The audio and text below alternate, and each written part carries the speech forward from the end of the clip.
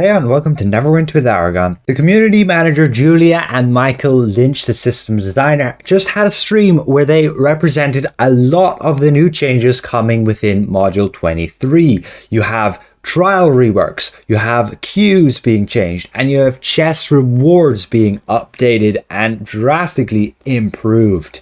So let's go and find out all what they said. Here I went and made a document where I've went over everything that he said in the stream that I feel was most important. Again, feel free to go and watch the stream for yourself. There'll be a link in the video description below, also to my document where you can read through that if that's something what you would prefer. We have Lassor stream, and all of these, just keep in mind, is coming with Module 23, so this will be later on in June, and things are still open to change. You can, yes, log into the preview server, and most of these changes are implemented.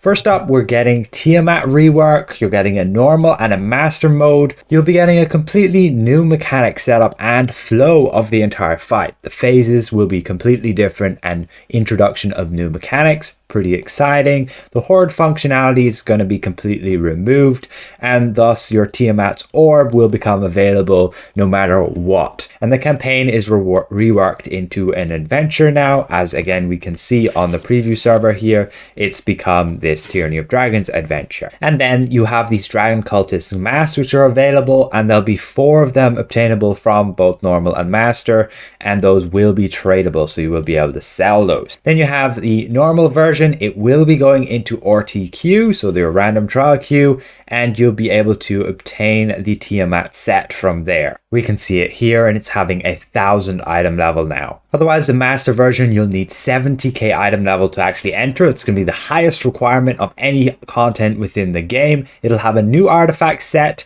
possibly unbound. That isn't confirmed yet, and we don't know what the artifact set will be. You'll have a bunch of achievements with a title and a cape, and I'd like to show you them actually on the preview server. You can see that in your dungeons here on show available, and you can see that we have our Dragon Soul Mastery, complete Rise of Tiamat Master Trial without any spells from Tiamat activating, and you also have like coordinated takedown, defeat Tiamat's claws within 2 seconds of each other, and complete Rise of Tiamat Master Trial. This, again, new mechanics. What are these Tiamat claws? The release most likely staggered throughout Module 23. Tiamat will most likely be available on preview this weekend. Then we're getting a Demogorgon rework as well. Normal and a master mode, new mechanics but with the same general flow. You'll get Transmute rewards, the rings are going to be all removed. The normal mode will go into RTQ, populate that a bit more, and the upgraded item levels for the Demogorgon set. Much like the Tiamat set, it's going up to 1,000 item level.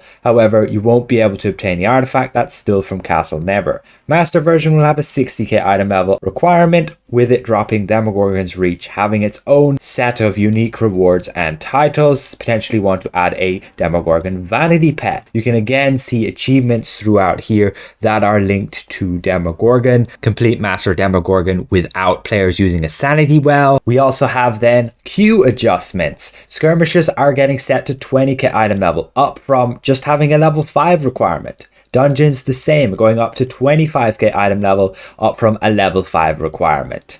Trials are getting set to 30k item level, up from 20k, and that was with the removal of Demogorgon. It dropped from 40k down to 20k. Advanced Dungeons will be set to 35k, up from 25k.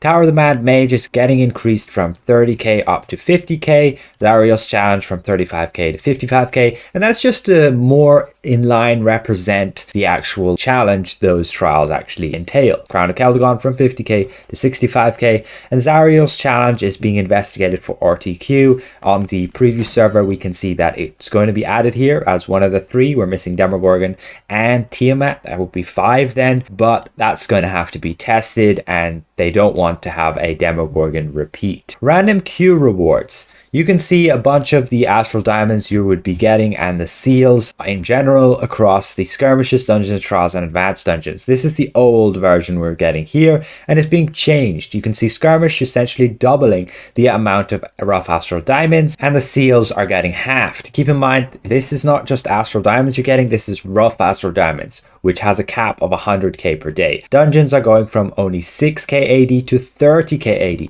That's a massive boost, a bit of the boost on the seals as well, and the roll bonus is getting more than doubled. And you can see that again here on the preview server, and you can see that here trials go from 34k down to just 25k, and advanced dungeons from 34k to 40k. And you can see the roll bonuses there as well. In the trial queue, it has dropped a little. Then we have a new player bonus. So when you complete content for the first time with a player who hasn't completed it before, you get a bunch of rough astral diamonds extra. And this is going up for like skirmishes, a good mount, trials as well, dungeons also, and your master trials, it's okay a bit more, and advanced dungeons only a little bit more. Then we have chest reroll changes. So you used to be able to go and reroll your chest 4 times. This is being changed to only 2 times. But as a result of this, so they had to scale rewards so that when you would open a chest, you would open it 4 times. So you essentially had 4 times the amount of likelihood to get a better reward. And this being changed to only 2 means that they can increase significantly the general drop rate that you would have in the chests. For people who don't re-roll, you'll be seeing a lot more likelihood for better rewards. Cost of re-rolling will go increased from 5k to 10k, but who realistically spends 80 to re-roll? We're just getting re-rolls from VIP, so this is a pretty good benefit in general. And then you can see the chance essentially from the initial rolls in the chest when you open it is dramatically increased from before. It's going to essentially be on the level of what they said you have when you have Dungeon Delvers. That is what kind of loot drop rates we're going to be seeing. Dungeon Delvers kind of thing. And when you get Dungeon Delvers event, that's essentially going to add another 50% onto top of those drop rates. General chest rewards are also getting reworked a little bit. You're removing obsolete rewards, for example, your blackened jaw gear, all that garbage, this old gear. Seals of Adventure being removed. Drop rate variability per content types like mount collars, shards of greater empowerment, and premium loot. These variabilities are getting removed so that it'll be the same across pretty much all content. The seals are being added to every type of those queues, but skirmishes and dungeons will have the lower tier of seals. So right now we have Seals of the North as the high tier, and we have Seals of the Wild as the low tier, and that you can see them across there and the amount of seals. And rewards will respect the general completion times. So if something only takes really short amount of time, like Master of the Hunt, and you'd compare that against some dungeon like an advanced dungeon, your Infernal Citadel, you compare the respective times of average completion time 45 minutes to then your Master of the Hunt only 15 minutes, you're going to be getting better rewards in the content that takes a bit longer, as the loot tables will be adjusted in terms of their drop rates. Premium loot, the default rates are going to be set near to Dungeon Delvers percentages. Dungeon Delvers Delights will increase that further 50%, and the chances of higher tiers are dramatically increased. That is like really good, your legendary mounts and stuff. And then they're adding 7 new dies, and AD values have been doubled. We're also going to see mythic insignias dropping from within these. That's really good. But again, it's going to be really low drop chance, probably less than a mythic mount, but that be that. We can move on that when you do complete your dungeon, you're guaranteed to obtain one of these refinement gems, which is good. These gems aren't bad at all. You complete an advanced dungeon and you're 100% chance obtaining a diamond worth 25,000 RP or higher. And you can see that across master trials, 10k RP, dungeons 5k, just normal trials 2.5k, and skirmishes just 1k RP, and that then can have a chance to be much higher there. And then we have content specific rewards. So you'll have chase items for every queue. Every single piece of content will have a unique reward. Now they're not going to display it, they're going to leave it up to us to discover what they are. The chase rewards are going to be defined as companions, artifact gear, fashion, or transmute items. All chase items will be tradable,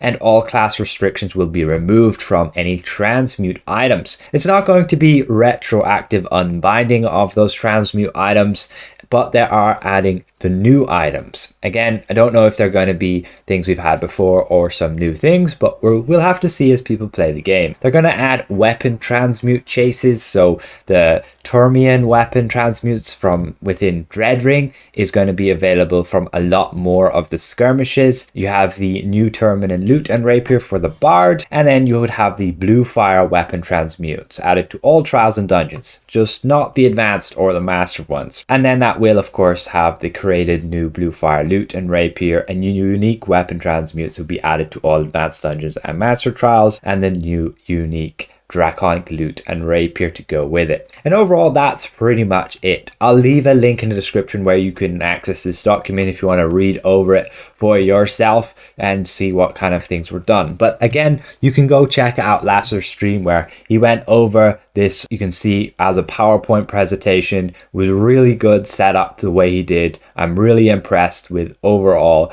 how well he presented all of this information, and with that really gives me a lot of confidence in the development of the game in general moving forward. Module 23 is looking to be, for me, one of the best modules the game has ever had. Finally, I'd like to give a massive thank you to all of my channel members for helping me keep my channel going, and if I presented this well, consider leaving the video a like, and if you're new around here, consider subscribing. We'll see you guys around. Goodbye for now.